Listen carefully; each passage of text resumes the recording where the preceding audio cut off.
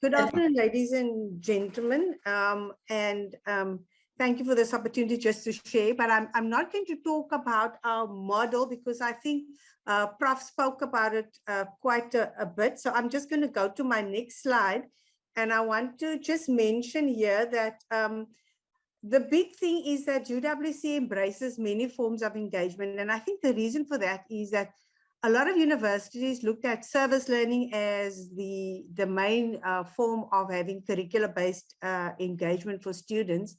And at UWC, we've always embraced the different kinds of engagement because we know that different communities as well as different disciplines lend itself to the different kinds of engagement. So we had service learning, we have community-based education, we have work-integrated learning, and we have volunteerism.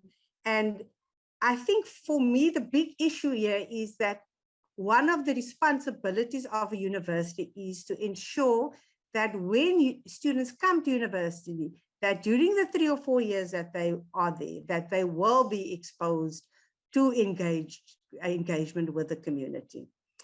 And then I would like to say that we also make sure that communities are part of our engagement so that we make sure that we have an inclusive partnership and that partnership is reciprocal.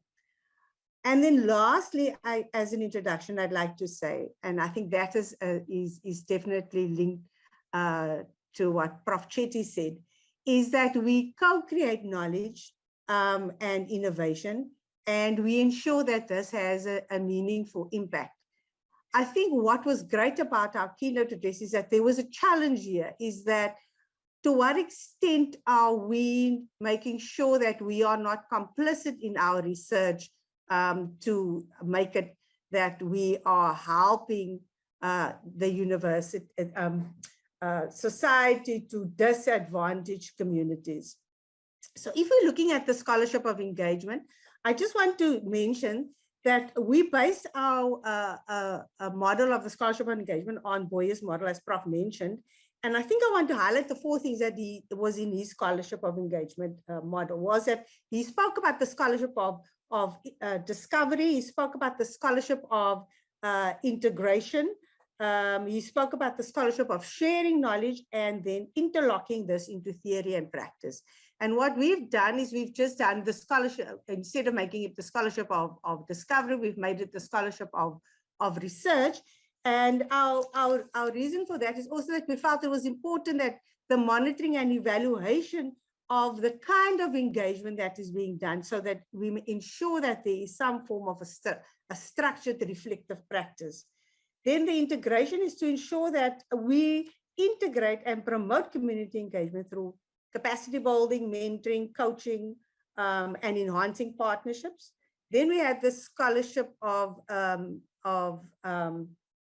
theory and practice, where we're looking at citizenry building, and Prof spoke about it, but I think this lends itself so nicely to what Prof Chetty was saying about agency, and that we make the mistake to think that when people are disadvantaged or when people are dehumanized, as he mentioned, that they lack agency.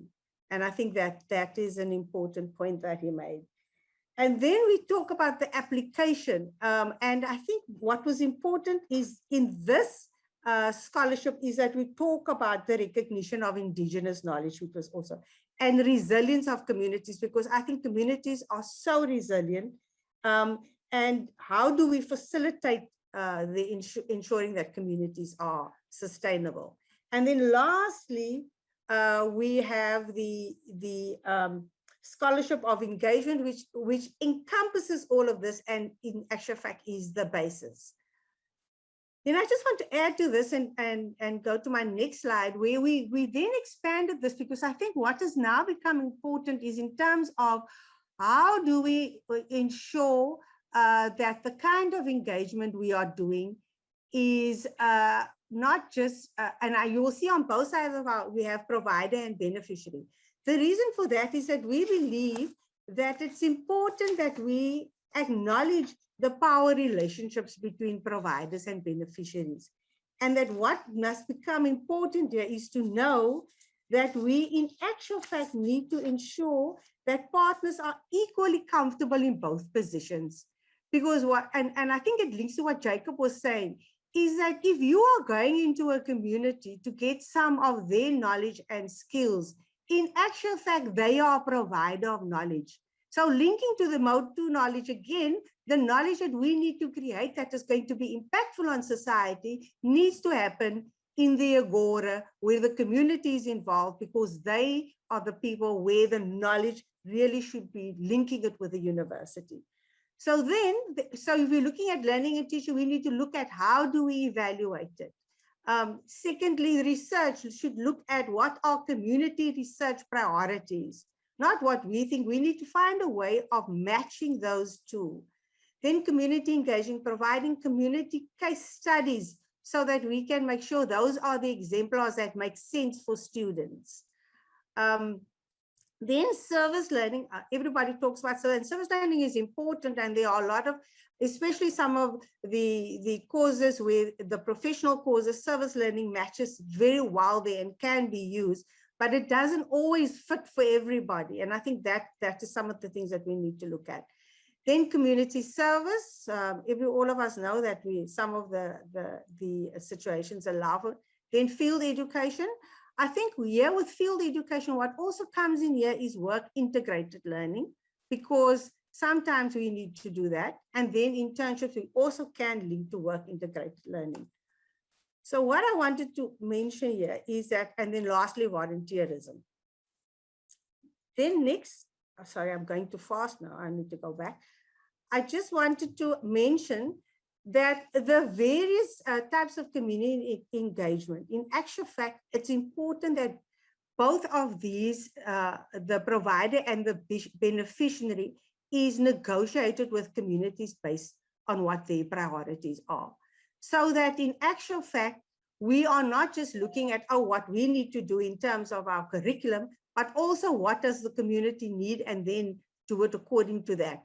And I like what if I'm looking at what the Faculty of Community and Health Sciences are doing in Versantagral, if you create a space where you are working with the community, you can in actual fact develop sustainable interventions with the community being part of it, and then co-create that. So I think one of the things that we also then need to discuss, if we want to ensure that we do impactful research, what are the communities? Because we can't have working in one community and then one person comes in. So if we have a coordinated intervention in a community, we might have much more of an impact.